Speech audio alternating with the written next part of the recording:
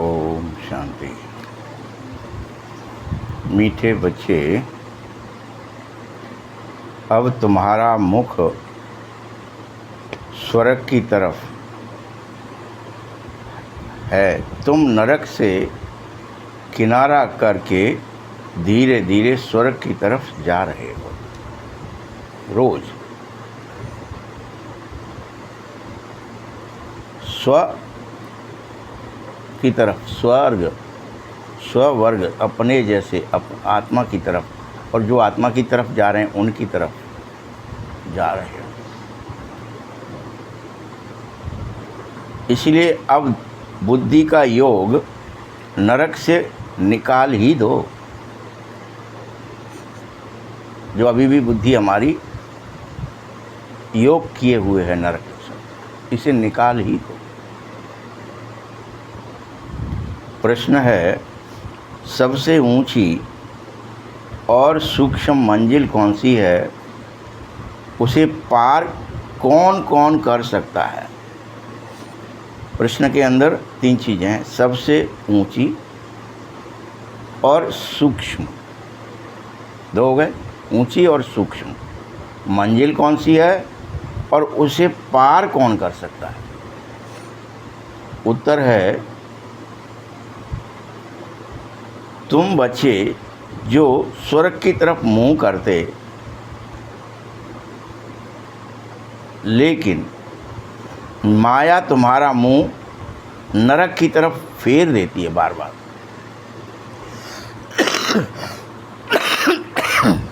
तुम करेंगे और माया फेरेगी। ये सिलसिला है जो चलेगा। वह अनेक तूफान लाएगी। ये क्या हुआ? हम तो बाबा को याद कर रहे थे, ये क्या हो गया? देह को कैसे याद करने लगे? दुनिया को कैसे याद आ गया? अनेक तूफान लाएगी। उन तूफानों को पार करना, यही है तुम्हारी सूक्ष्म मंजिल। चाहे कुछ हो जाए। अच्छा, तू 10 बार ला, 50 बार ला, 1000 बार मेरा मुंह मोड़ में, लेकिन फिर से बाबा की याद में बैठे। मैं तो भरकुटी में हूँ, मैं तो प्यार का सागर हूँ, गुणों का सागर हूँ। मैं क्रोध क्यों करूँ? बार बार मंजिल की तरफ हमारी आकर्षण बढ़े। सूक्ष्म मंजिल है ये। इस मंजिल को पार करने के लिए नष्टो मोहा जरूर बनना पड़े। न देह से, न दुनिया से, न रिश्तों। ये हम क्या मोह में फंस जाते हैं। अरे कर लेते, इनका भी तो कुछ करना ही पड़ेगा, घर परिवार भी तो संभालना ही पड़ेगा। ये तो इनकी याद आ रही है, अच्छा याद आ गई तो अब ये काम तो करना ही पड़ेगा। ये याद आ गया, क्योंकि वो माया ने याद दिलाया है जानबूझ के कि तुम बाबा की याद छोड़ो और संसार की, शरीरों की, रिश्ते नातों की, इनके चक्कर में फंस जाओ। नाम मान शान के में फंसे रहो। तो जिन्हें निश्चय होगा कि नहीं, मुझे तो मेरी मंजिल अलग है, और हिम्मत होगी, उसी आधार पर इसे पार किया जा सकेगा। मुंह को ईश्वर की तरफ करना है, स्वर्ग की तरफ करना है, नरक से मोड़ लेना है।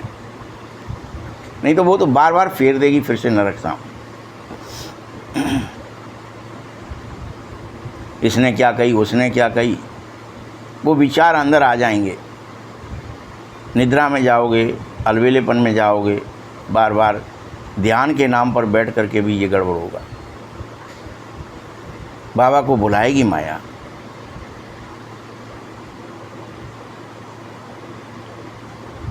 तुम बच्चों को इसी निश्चय और हिम्मत के आधार से इन समस्त विकारियों के बीच में रहते हुए भी निर्विकारी हंस बनकर रहना है। इसी को कमल समान स्थिति कहते हैं। कमल आसन पर बैठना है, हंस समान। विकारियों के बीच में रहते, ये नहीं भाग गए इनमें से, इनका मुझे संग लग जाता है, ये मुझे मोह, लोभ, काम, क्रोध में फंसा लेते हैं, अहंकारी बना लेते हैं, इसलिए इन्हें छोड़ देते हैं। फिर याद करेंगे। नहीं, इन विकारियों के बीच में रहते निर्विकारी अंश बनना है। यही है मेहनत जो तुम्हें करनी होगी। वो कमल से उतार के नीचे कीचड़ में पटकेंगे, तुम्हें गिरना ही नहीं है।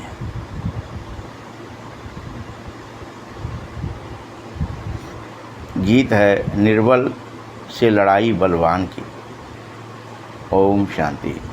बच्चे जो सेंसिबल हैं अर्थ तो अच्छी रीति समझते होंगे, जिनका बुद्धियोग शांति धाम और स्वर्ग की तरफ है, उनको ही तूफान सबसे ज़्यादा आएंगे। जो याद नहीं कर रहा उसको तूफान ही नहीं आ रहा है, जो थोड़ा सा याद करेगा उसको थोड़ा तूफान आएगा, जो जितना ज़्यादा याद करेगा उतना बड़ा तूफान आएगा। ये होगा तभी जब आप याद में जाओगे, अधिक याद में जाओगे तो अधिक बड़ा देखोगे। बाबा तो तुम्हारा मुंह अभी फेरता अपनी तरफ है। बाबा बार बार कहता मेरी तरफ करो भाई, सन्मुख हो जा बच्चे। माया एक थापड़ा मारती सीधे फिर विमुख, टेढ़ा मुंह कर देती है, कभी उल्टा ही कर देती, विमुख कर देती है।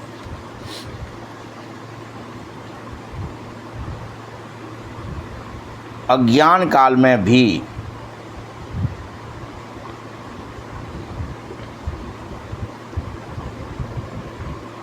तुम अपने पुराने घरों से मुंह फेरते थे, जब फिर जाता था तो फिर नए घर को याद करते थे कि तैयार हो, कब उद्घाटन हो, कब उसमें प्रवेश हो। अभी तो तुम बच्चों को ध्यान में है कि कब हमारे स्वर्ग की स्थापना हो और कब हम फिर से कल्प पहले की तरह उस सुखधाम में प्रवेश कर जावें। ये रोज चिंतन में आ जावे, मंथन में आ जावे, बार बार स्मृतियों में आ जावे, साक्षात्कारों में आ जावे। इस दुखधाम को तो सबको छोड़ना ही है। सारी सृष्टि के मनुष्य मात्र को बाप समझा रहा है, मीठे बच्चे अभी स्वर्ग के द्वार खुलने ही वाले हैं, खुल रहे हैं धीरे धीरे। तो तुम्हारा बुद्धि योग स्वर्ग की तरफ चले जाना चाहिए सीधा। क्या क्या होगा, कैसा रहन सहन, कैसा खान पान, कैसे रीति रिवाज, कैसे कर्म, किस तरह के, ये सब अभी गर्मी से, बमों से सब पशु पक्षी भी नष्ट हो जाएं, सारे नदियाँ वगैरह सब सूख जाएंगे, नए सब कुछ आएंगे ना, और वो अलग बिल्कुल कौतूहल पैदा करने वाले होंगे। इतने खराब नहीं कोई होंगे, बहुत सुंदर। बाबा ने हर बच्चे को स्वर्ग में, हेवन में जाने को कहा है, तो हेवन वालों को कहा ही जाता है पवित्र आत्माओं के साथ रहना, निर्मल आत्माओं के साथ रहना, निर्विघ्न आत्माओं के साथ रहना, निर्विकल्प आत्माओं के साथ रहना।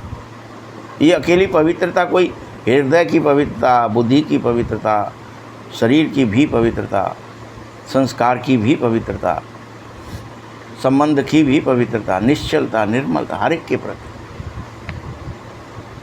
किसी के साथ व्यवहार में कपट नहीं। नरक में जाने वालों को अपवित्र कहा जाएगा और स्वर्ग में जाने वाले को पवित्र कहा जाएगा। तुम सब अब गृहस्थ में रहते भी अपना बुद्धि योग स्वर्ग की तरफ लगा ही लो। समझो कि बाबा का बुद्धि योग स्वर्ग तरफ और बच्चे का नरक तरफ है, तो दोनों एक ही घर में कैसे रहेंगे बेचारे। एक हंस, एक बगुला, चाहे बाप बेटे हों, पति पत्नी हों, भाई भाई हों, भाई बहन हों, माँ बेटे हों, बेटी बेटे, कोई भी हो, अगर किसी का भी बुद्धि योग स्वर्ग की तरफ है एक का और किसी का नरक की तरफ है तो इकट्ठे नहीं रह सकते। हंस और बगुला बल इकट्ठे कैसे रहेंगे? बगुला तो बीच बीच में अपने कर्तव्य दिखाएगा ही। ये बहुत ही मुश्किल है।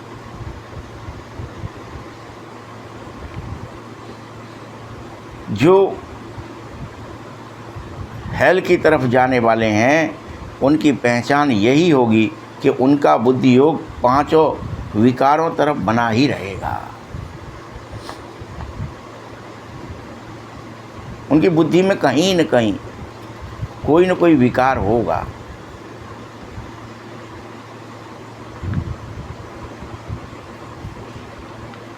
इसीलिए हेल तरफ जाने वाला और हेवन तरफ जाने वाला दोनों इकट्ठा रहना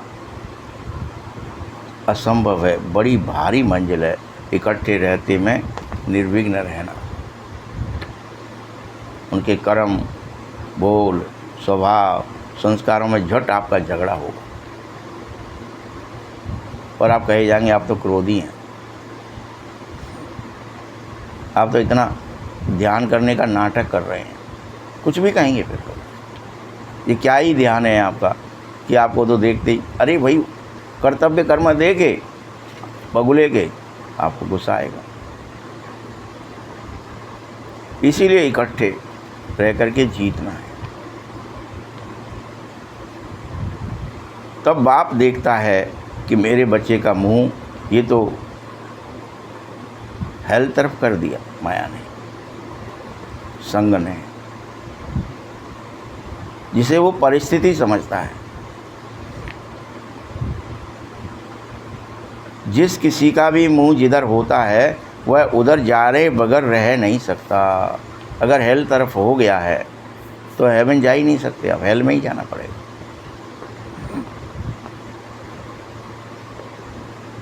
कुछ और दिखाई नहीं देगा। फिर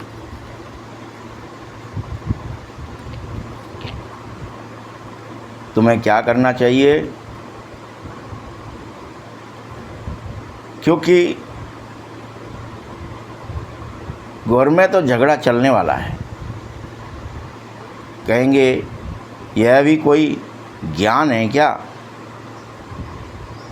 तुम कैसा ज्ञान सिखा रहे हो भाई कि हमारा बच्चा शादी ना करे? ये कौन सा ज्ञान है? और ये कब किसने सिखा दिया तुम्हें? ये तो फालतू की चीज़ है।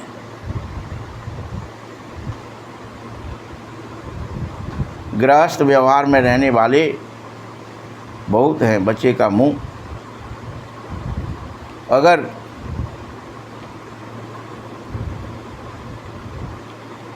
हेल में नहीं भी है तो वो घर गृहस्थी वाले चाहेंगे बच्चे का मुंह हेल तरफ हो जाए।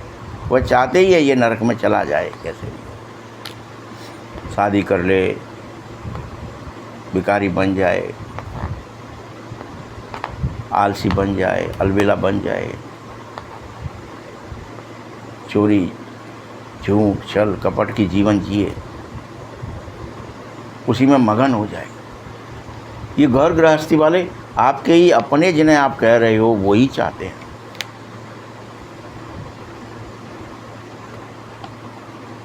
बाप कहता है मीठे बच्चे जो मेरे हो तो तुम हर हालत में बुद्धि योग स्वर्ग तरफ ही रखो, नरक तरफ नहीं।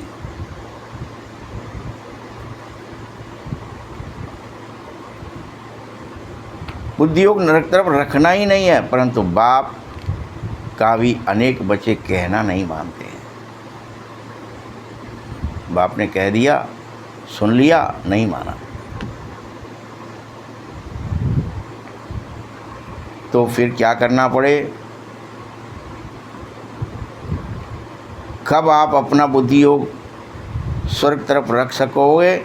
जब आप पूरी तरह से इस देह और दुनिया से नष्ट मुआ स्थिति में चले जाओगे। बाहर में जाए दुनिया, बाहर में जाए शरीर, मैं तो बैकुंठ जाऊंगा, मुझे तो स्वर्ग जाना है, मुझे तो नरक जाना ही नहीं है। नरक तरफ मैं पैर करके भी नहीं रह सकता, नरक में लात मारनी है। और स्वर्ग को पकड़ना है, लड्डू गोपाल बनना है। ये लड्डू गोपाल का जो पिक्चर अभी अभी आया है ना सबके सामने, यही आपका टारगेट है सबका। प्रत्येक को जाना है।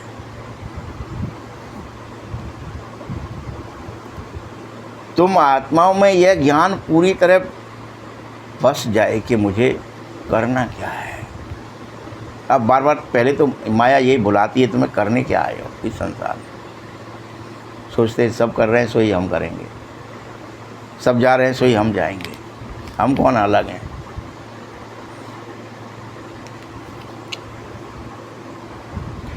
बाप की आत्मा कह रही है तुम बच्चों को मैंने क्रिएट किया है, तुम मेरा भी कहना नहीं मानोगे क्या? बोलो, मैंने तुम्हें क्रिएट किया है, छांटा है, अलग से अपना बनाया है, खास बनाया है। कमल आसन पर बिठाने के लिए। तुम मेरे ही नाभि से निकलते हो, खुद की नाभि से भी निकलते हो।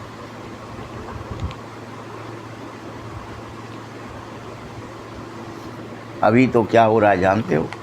कई बच्चे ब्राह्मण बने, फिर बाद में बुद्धि चली गई हेल तरफ, खेल खत्म। जैसे ही बुद्धि हेल तरफ जाएगी रास्ता बंद हो जाएगा ज्ञान का। तो वह जैसे एकदम रसातल में ही चले जाते हैं।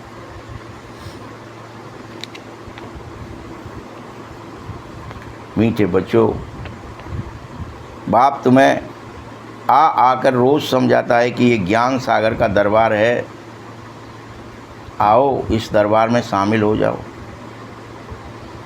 आधा एक घंटे का दरबार लगता है रोज़। भक्ति में इंद्र की दरबार दिखाई जाती है बस, बाप की तो दरबार दिखाई नहीं गई, क्योंकि ये गुप्त है, माया को मालूम ही नहीं है। लेकिन माया भी अति सूक्ष्म है, फिर भी वह पकड़ लेती है। इंद्र के सभा में पुखराज परी, नीलम परी, माणिक परी, ना जाने कितने तुम परियों के नाम रखे हुए हैं, जो सब ज्ञान डांस करती रहती हैं। ऐसे नहीं कि कोई सुरा सुंदरी वाला डांस हो रहा है, ये तुम्हारे ही नाम है। माणिक परी हो कि मूंगा परी हो कि नीलम परी हो कि पुखराज परी हो,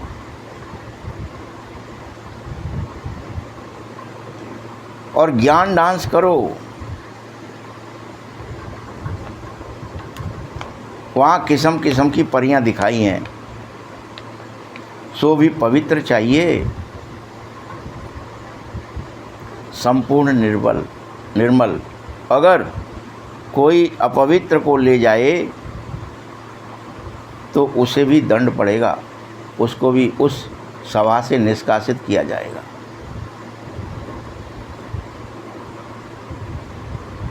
इसमें बहुत ही पवित्रता की ज़रूरत है।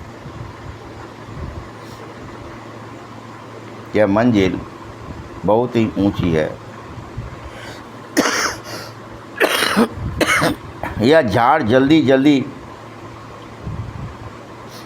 वृद्धि को नहीं पा रहा है। कोई न कोई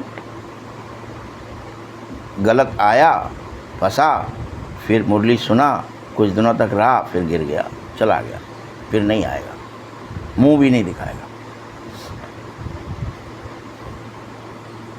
वृद्धि ज़्यादा नहीं होती है। बाप जो ज्ञान देता है उसे तो कोई जान ही नहीं पाता, क्योंकि आए यहाँ सब देहधारियों को देखा, देहधारियों से ही सुनाने की कोशिश की, परमात्मा को पहचाना ही नहीं कि वो ब्रकुटी में बैठ के सुना रहा है, वो अलग है सुनाने वाला। ये स्थूल में जो सुन रहे, जिसके माध्यम से, ये तो एक मीडिया है।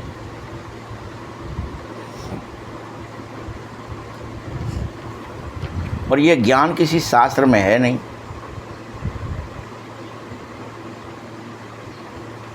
तो इस ज्ञान पर थोड़ा निश्चय कभी कभार होता है। कोई कोई तो चल पड़ते हैं, कोई को फिर माया एक ही थप्पड़ में गिरा देती है, इतना तूफान लाती है, फिर भाग जाएगा, फिर नहीं आएगा।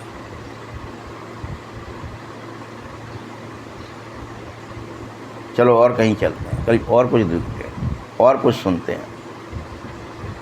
यहाँ तो कठिनाई है।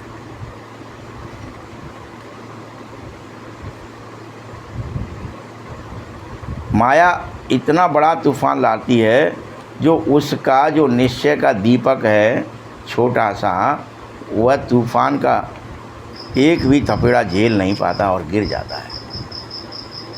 भाई दीपक अभी टिमटिमा रहा था, तब तक जोर का थपेड़ा मारा और गिर गया।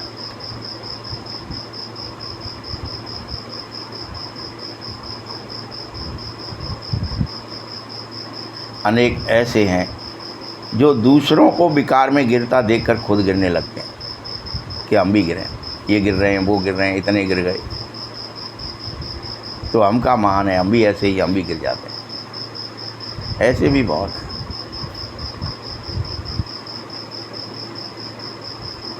इसके लिए भी बहुत विशाल बुद्धि चाहिए।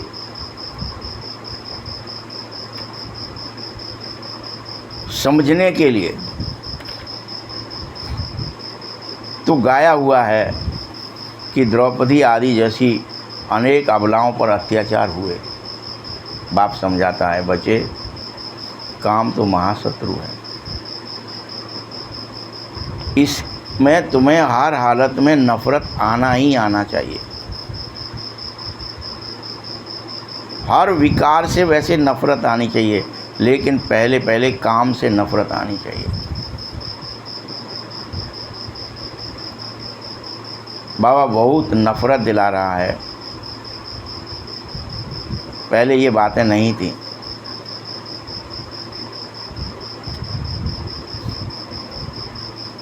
कोई अब नफरत दिलाते नहीं थे, तुम्हारी मर्जी है, साधु बन जाओ, पवित्र रहने लगो, हम तो गृहस्थ रहेंगे। कोई ज़्यादा टोकता भी नहीं था, कोई एक आध घर में से हो गया तो बस बहुत है, बाकी सब बच्चे पैदा करने में लगे। लेकिन अब तो हेल हो गया है ना, पूरी तरह नरक ही बन गया है संसार। इसलिए वर्णन है, द्रौपदी ने पुकारा। तो ये अभी की ही बातें हैं सिर्फ, कि तुम्हारी पुकार, हे प्रभु ये नहीं बच पा रहे हम, तुम ही हमारी लाज बचा सकते हो, हम अपनी मर्जी से नहीं, इन दुशासनों की मर्जी यहाँ न चल पाए हमारे ऊपर।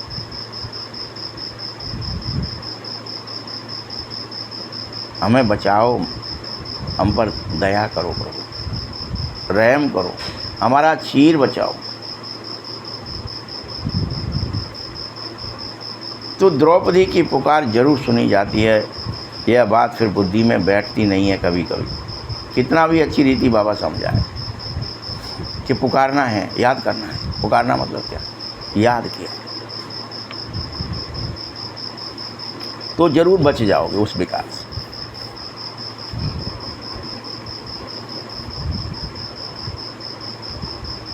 तुम गोले आदि के चित्र को सही अच्छी रीति समझा सके। सीढ़ी में भी इतना नहीं जितना गोले में समझेंगे। दिन प्रतिदिन करेक्शन भी करो। आज तुमको बिल्कुल ही नया डायरेक्शन दिया है, पहले से थोड़े ही सब डायरेक्शन मिल जाएंगे। कभी कोई डायरेक्शन देता हूँ, कभी कोई देता हूँ। ये कैसी दुनिया है बच्चों, इसमें हर तरफ दुख ही दुख है। तुम्हें भी बच्चों में मोह है, किसी को वो रहता ही है। उस कारण बाबा को कम और बच्चों को ज़्यादा याद करते हैं।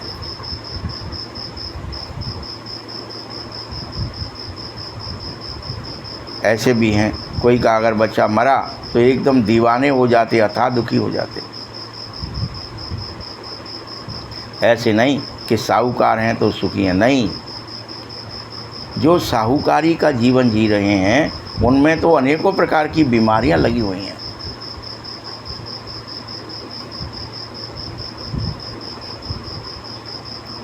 वो तो हॉस्पिटल में ही पड़े रहेंगे इन दिनों। ये ऐसा घोर नरक है। कोई साहूकार बन भी जाए, धनवान हो भी जाए, तो उसको क्या है, उसका जीवन हॉस्पिटल बना।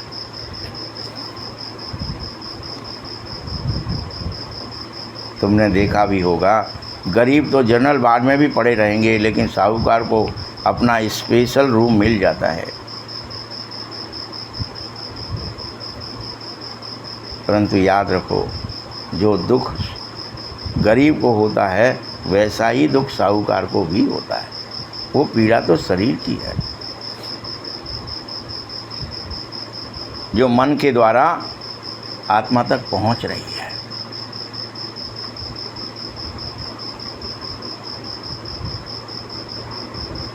सिर्फ उसके शरीर को जगह अच्छी मिली, संभाल अच्छी हुई। अभी तुम बच्चे ये समझो कि हमको बाप पढ़ा रहा है और कलप कलप हमें पढ़ाया है, तो हम हर हालत में बाबा की बात मानकर अपने दिल से खुद पूछें कि अभी भी हम पढ़ रहे हैं कि नहीं पढ़ रहे हैं, बाबा की याद में रहते हैं कि अभी भी बगुले बने बैठे हैं, कितना पढ़ रहे हैं। रोज रात को अपना चार्ट जरूर देखो, और उसमें सर्वप्रथम एक बात जरूर याद रखना, पॉइंट करो कि आज मैंने किसी को दुख तो नहीं दिया। इसी बात को सबसे ढूंढो उस रजिस्टर में। वाणी से, कर्म से, बोल से, दृष्टिकोण से, मनसा से दुख तो नहीं दिया।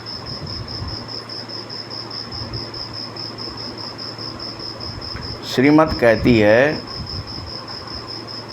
सबको सुख का रास्ता बताओ, कोई को दुख न दो। ये श्रीमत कहती है।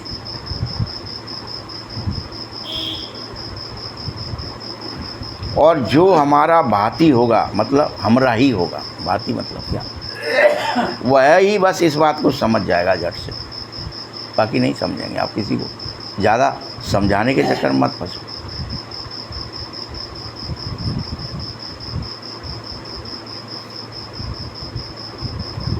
इसके लिए बर्तन सोने का ही चाहिए जिसमें ये अमृत ठहर सके, जो ज्ञान का अमृत है,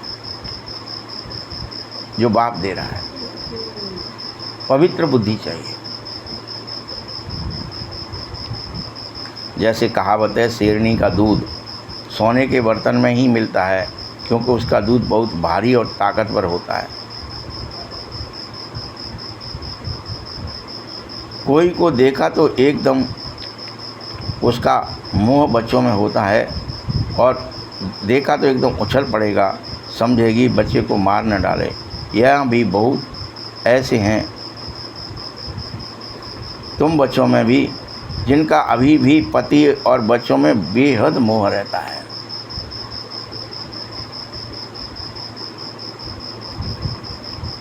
मीठे बच्चों, तुम यह जानो कि स्वर्ग का गेट खुलने ही वाला है। अब इतना टाइम नहीं बचाया ज़्यादा। जो अभी भी तुम मुँह से निकल आएंगे, फिर बाबा को याद कर लेंगे, छूट जाएगा धीरे धीरे। टाइम ही नहीं है।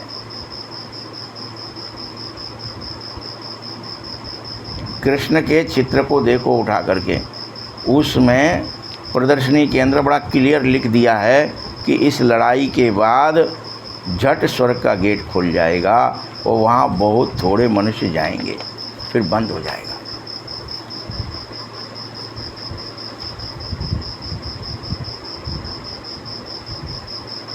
लड़ाई के बाद में खुलेगा, थोड़े से जाएंगे, बंद हो जाएगा। बाकी सब बाया बाया मुक्तिधाम चले जाते हैं, लेकिन सजाएं खा खा कर जाना पड़ता है। बहुत सजाएं खानी पड़ेंगी। जो भी पाप कर्म रहे होंगे उनका एक एक जन्म का साक्षात्कार कराया जाएगा और उस अनुसार सजाएं दी जाएंगी।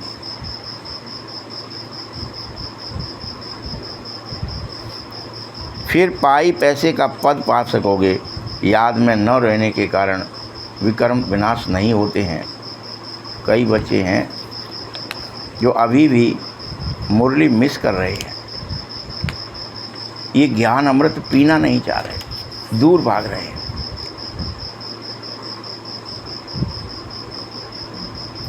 बहुत बच्चे इसमें लापरवाह रहते हैं,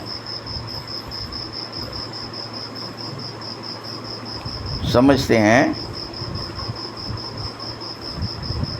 कि हमने नहीं भी पढ़ा, मुरली नहीं सुना तो क्या ही हुआ, ऐसा सोचते हैं। क्या हो गया, उसे क्या ही फर्क पड़ गया, हम तो वैसे ही पार हो जाएंगे। जिन्हें मुरली की परवाह नहीं, ऐसे देह अभिमानी बहुत पैदा हो गए। वह सब अपना नुकसान कर रहे हैं और कुछ नहीं। बाबा तो ये सब जानता है, इसीलिए यहाँ जब आता है तो पूछता है, बहुत मुरलियाँ नहीं पढ़ी होंगी, पता नहीं उनमें कोई अच्छी पॉइंट हो। ये भी याद रखना, ऐसा कोई दिन नहीं जिस दिन की मुरली में कोई पॉइंट अच्छा ना निकले। पॉइंट तो रोज़ निकलती है कोई ना कोई अच्छी।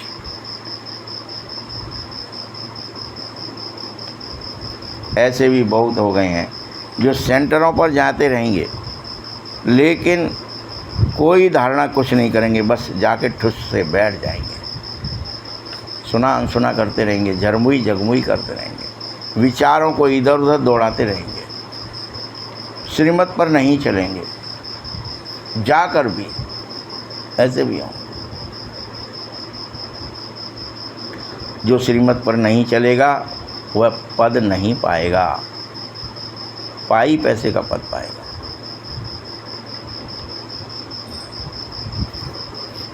समझ रहे हो ना, पाई पैसे का पद।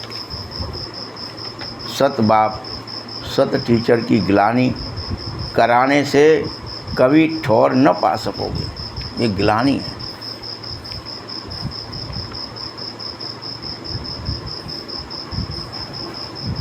परंतु सभी तो राजा नहीं बनेंगे, कुछ प्रजा भी तो बन चाहिए कि सब राजा ही बनते जाएंगे। तो ये सब भी होगा ड्रामे में।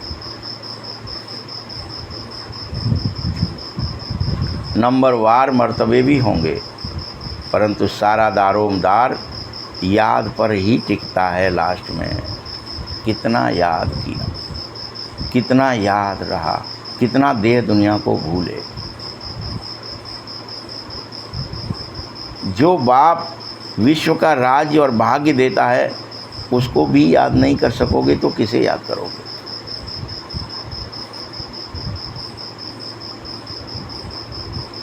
तकदीर में नहीं होता तो फिर चाहे कितनी भी तदबीर कर लो, कोई फ़ायदा होता ही नहीं। याद करो, कहेंगे नहीं बाद में देखेंगे, तुम ही कर लो, हमें ये काम है, हम तो वहाँ जाते हैं, हम तो ये कर रहे हैं, हमारे पास टाइम नहीं, हमारे तो शरीर में प्रॉब्लम है, हमारे तो फलानी जगह संबंध निभाने हैं, कुछ न कुछ, क्योंकि क्या है, तकदीर में नहीं है। बाबा तो कह रहा है याद की यात्रा से ही पाप भस्म होते हैं। हर बच्चे को पुरुषार्थ जरूर करना चाहिए, हर बच्चे को करना चाहिए। याद में रहने का पुरुषार्थ करो। बाबा कोई इसके लिए ये नहीं कह रहा कि तुम खाना पीना छोड़ दो, सोना छोड़ दो, या कोई और दुखी हो जाओ किसी कर्म से, नहीं। मैं कोई हठ योग के लिए नहीं कह रहा हूँ कि व्रत कर लोगे तो मेरी याद रहेगी। याद रहे, व्रत करो ना करो, हमारे लिए सरल क्या है, व्रत करना सरल है, याद करना सरल नहीं हो रहा है। एक टांग पर खड़े हो जाना, हठ योगी बन जाना सरल हो गया है, लेकिन एक बाबा की याद में बुद्धि को टिकाना, मन को टिकाना, मन मनावा हो जाना, ये कठिन हो गया। तुम बच्चों को तो चलते फिरते काम करते भी अपने आशिक मासूक को याद करो, जैसे आशिक मासूक को याद करता है ऐसे याद करते रहो। उसी का नाम, उसी का रूप, उसी का प्यार तुम्हें याद आता रहे।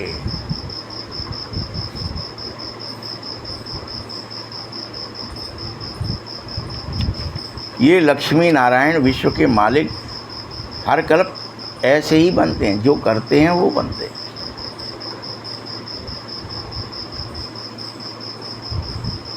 यह बात किसी को नहीं पता कि बनते कैसे और ये कैसे बन गए और हम कैसे रह गए।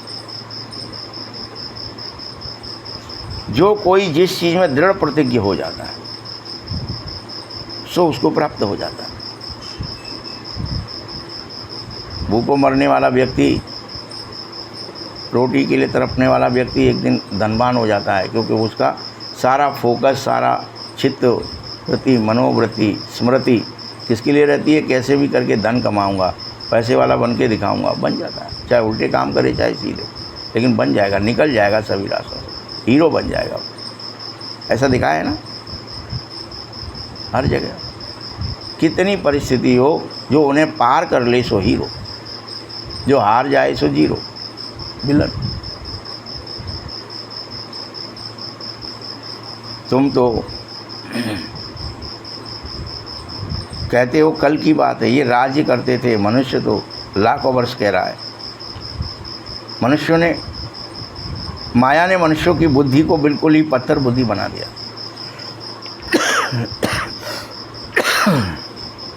तुम पारस बुद्धि बनो। बाप पारसनाथ आए हैं, तुम्हें पत्थर बुद्धि से पारस बुद्धि बना रहे हैं। रोज अपना बुद्धि परिवर्तन करो, बार बार। इसलिए दिखाया है कि पार्वती गणेश की रचना रचती है, यानी आत्मा ही बुद्धि का निर्माण करती है, प्राण डालती है। फिर जो उसके अंदर थोड़ा बहुत अहंकार का सर उठ भी जाता है तो उसे शिव काट देते हैं और अपना सर लगा देते हैं, तो दियो बुद्धि बन जाता है, गणेश कहलाता है। सबका कल्याण करने वाला प्रथम पूज्य देव बन जाता है, सर्वप्रथम गणेश ही बनता है। यानी बुद्धि का परिवर्तन सबसे पहले होता है, फिर अन्य देवता बनोगे आप। पहले गणेश बनो, गौरी के गणेश। बुद्धि का परिवर्तन करो, पत्थर से पारस बुद्धि बनो, और भगवान तुम्हारे अहंकार की बुद्धि भी, वह सर भी काट दे, वो अपना सर स्थापित कर दे कि इसमें मेरा ज्ञान, मेरे गुण, मेरी शक्तियाँ भी हैं। अकेली आत्मा की नहीं है, भगवान की भी हैं। दोनों ने मिलके बना। पहले तो वो क्या अहंकार है कि मेरा पुत्र है अकेला। आत्मा अपनी बुद्धिवान बन जाती है तो क्या ही घमंड करने लगती है, मैंने कर लिया अपनी बुद्धि से ये काम। वो भी काट दो, भगवान कराए उसको करो।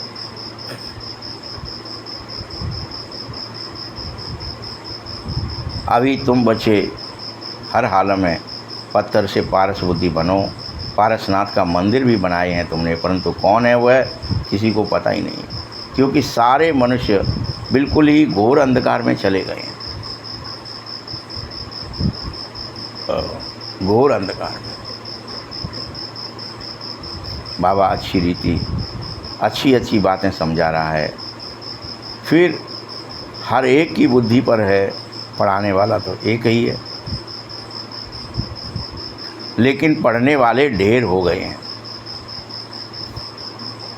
गली गली में तुम्हारा स्कूल खुल जाना चाहिए और उस पर लिखा हो गेटवे टू हेवन, कि ये स्वर्ग जाता है सीधा रास्ता।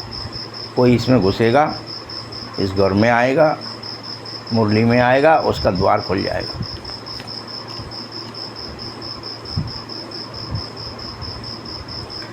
लेकिन अभी मनुष्यों की मति,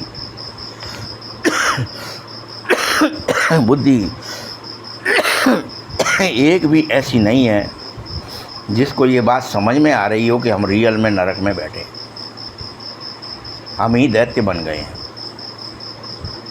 हम ही दिन रात दुखी रहते हैं। कोई ऐसा एक भी मनुष्य नहीं है इस समय।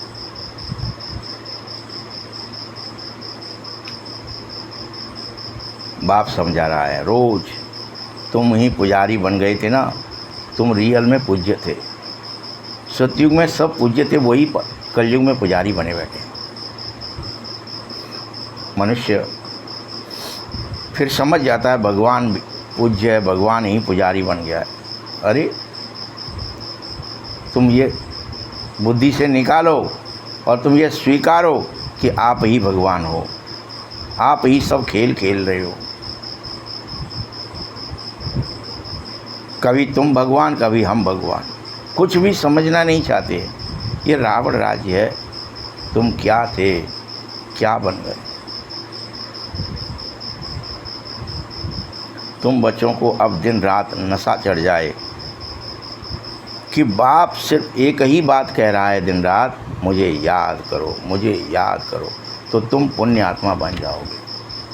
तो ये छोटी सी लाइन, छोटी सी बात क्यों बुद्धि में ठहर नहीं पा रही।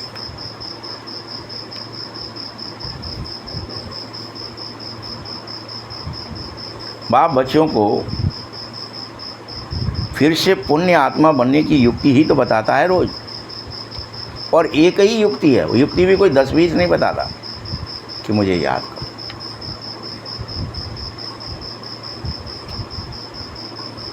बच्चे, इस पुरानी दुनिया का अब अंत है, इसे भूल जाओ,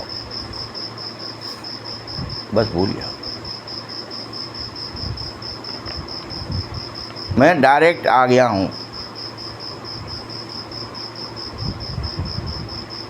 ये पिछाड़ी का दान है। क्या कर दो? एकदम अपने को सरेंडर कर दो।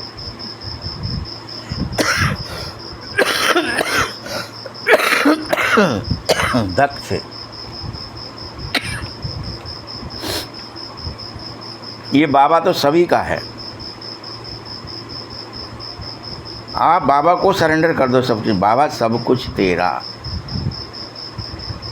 ये शरीर, ये संबंध, ये संपदा, ये नाम, ये मान, ये शान, सब तेरी।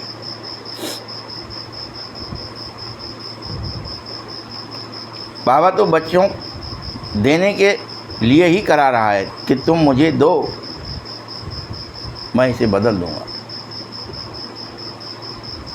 जो देगा सो भविष्य बनाएगा, जो देगा सो बनाएगा।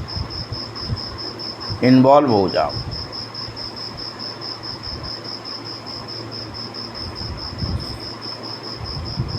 ये वो समय आ गया है जब डायरेक्ट परमात्मा को दान पुण्य डायरेक्ट कर सकते हो। पहले तुम भक्ति में इनडायरेक्ट कर रहे थे, किसी को दे रहे थे, किसी को पहुंच रहा, नाम बाबा का हो रहा, जेब में कोई भर रहा था।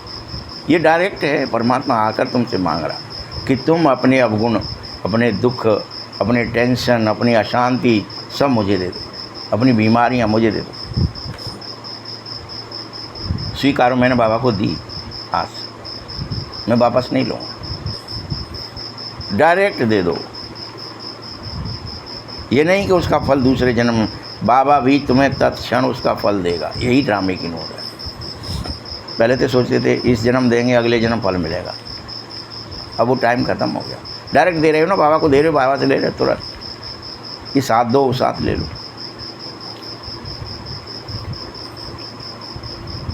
अभी मैं डायरेक्ट हूँ। तुम बच्चों जो कुछ करोगे मैं उसका पदम गुना रिटर्न दूंगा तुम्हें। जो कुछ दोगे पदम गुना वापस।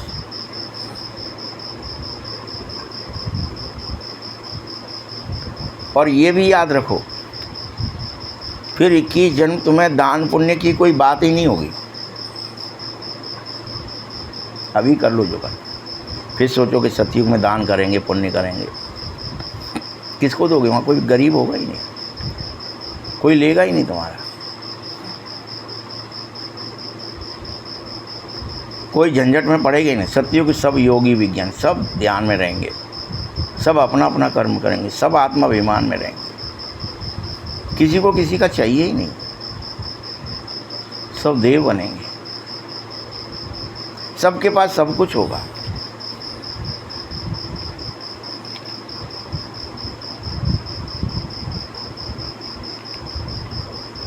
हाँ, अगर इस समय तुम्हारे पास कुछ है, कुछ भी, अगर कोई के पास पैसे हैं तो बाबा कहता है जाकर सेंटर खोल दो, प्रदर्शनियाँ बनाओ। गरीब हो तो भी उनको काम है कि अपने घर में एक बोर्ड ही लगा लो, इतना ही कर लो, बहुत नहीं है कुछ आपके पास कि स्वर्ग का द्वार है, ये गेटवे टू हेवन, आओ समझो। मत लगाओ प्रदर्शनी, मत करो पैसा खर्च, लेकिन करो बाबा का काम।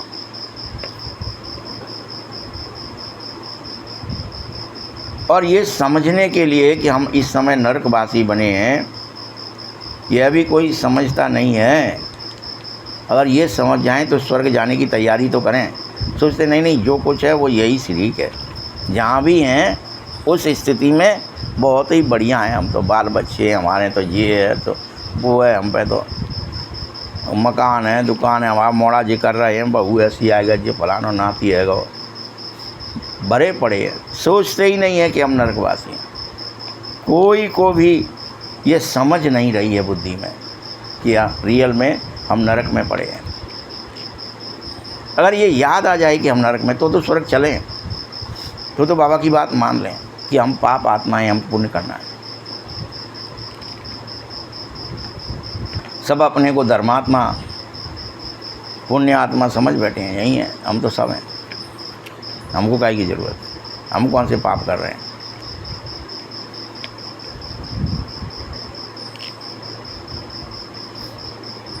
और उल्टा ही कोई मर जाता है तो उसके आगे लिखने लगते हैं वो स्वर्ग पधारा।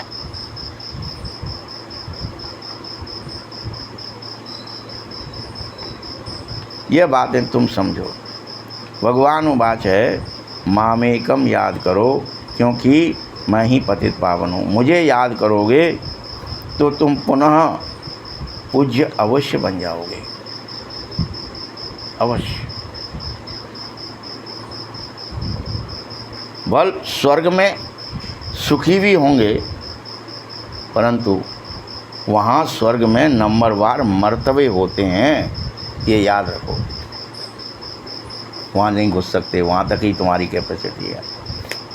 वहाँ पे उनकी दास दासियाँ मिलेंगी, फिर वो फलाना मिलेगा, वहाँ तक उस जगह तक जा नहीं सकते, सब मर्तबे होते हैं वहाँ।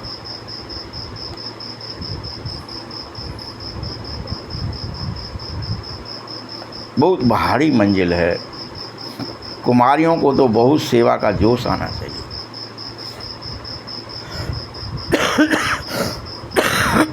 कि हम भारत को स्वर्ग बनाकर ही दिखाएंगे, हम खुद को भी जल्द से जल्द परिवर्तन करके दिखाएंगे, हम अपने 21 जन्म का खुद उद्धार करके दिखाएंगे। कोई 21 कुल औरों के नहीं करने, अपने खुद के करने। हम तो यहाँ समझ बैठे थे हमारा कुल तर गया, एक ब्राह्मण कोई बन गया तो एक कन्या बन गया, कोई तो एक साधु बन गया तो 21 कुल तर गए। उसके बाद कैसे तर गए? कोई और पुरखे उतर के उसके कर्म वो भुगतेगा, तुम्हारे कर्म तुम भुगतोगे। तुम्हारे अपने 21 जन्म का उद्धार होगा।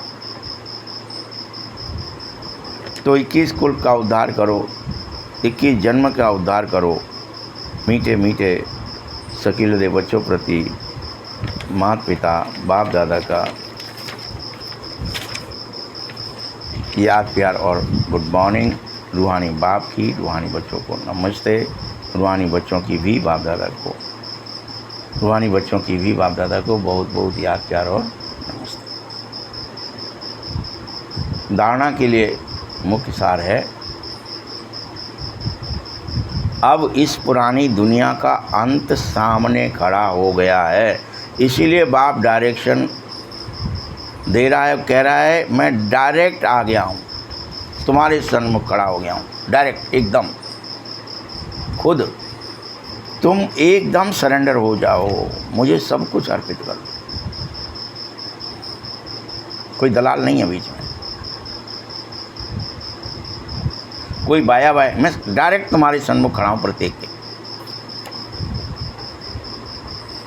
हर चीज़ सरेंडर कर दो, समस्त विकार, विकारी कर्म, विकारी विचार, विकारी भावनाएं, विकारी संस्कार, बोझ और कायगा है तुम्हारे ऊपर, यही सब है। तुम इसे फेंक दो बाबा के सामने चरणों में, मुझ पर जो कुछ है तेरा।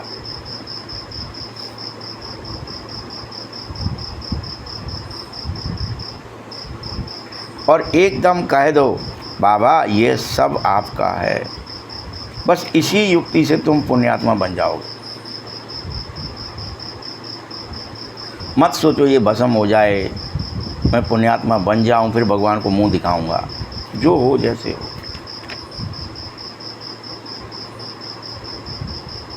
जिस स्वरूप में बस सरेंडर हो जाओ, परमात्मा के प्रति संपूर्ण समर्पित हो जाओ तत्क्षण।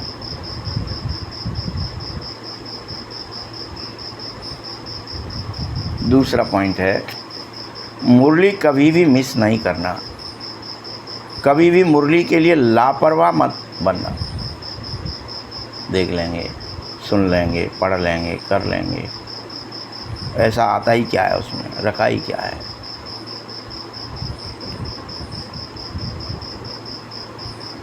कई बच्चे सोचते हैं हमने नहीं पढ़ा तो क्या हुआ, अनेक लोग तो पढ़ रहे हैं, कौन सा हमसे ही सब हो जाएगा। कोई तो अहंकारी बन के सोचते हम तो पार ही हो गए, अब क्या आएगी मुरली सुनना। ऐसे भी बहुत सुन ली। नहीं, ऐसा कहना देह अभिमान है। क्या है ये? देह अभिमान। इसीलिए मुरली जरूर सुनो या पढ़ो। सुन नहीं सकते तो पढ़ो। हर एक के पास फैसिलिटी है ना, हर एक के पास मोबाइल है, हर एक के पास मोबाइल में मुरली है। लापरवाह मत बनो। वरदान है, स्वयं को मोल्ड कर रियल गोल्ड बन, हर कार्य में सफल होने वाले स्वपरिवर्तक भव। खुद को मोल्ड कर, रियल गोल्ड बनने का मतलब है खुद को ढालो हर परिस्थिति में, जैसी जो परिस्थिति उसी में ढल जाओ, वैसे ही बन जाओ। अकड़ खत्म ही हो जाए, अहंकार खत्म हो जाए, शून्य हो जाए, आत्माभिमान आ जाए।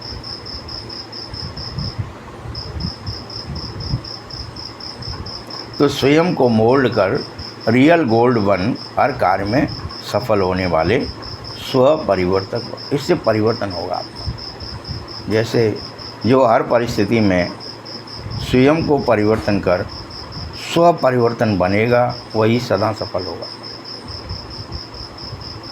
इसीलिए तुम स्वयं को बदलने का लक्ष्य जरूर रखो। रोज़ मुझे बदलना है, मुझे अपना एक एक स्वभाव, एक एक संस्कार, एक एक कर्म, एक एक बोल, एक एक दृष्टिकोण बदलना है।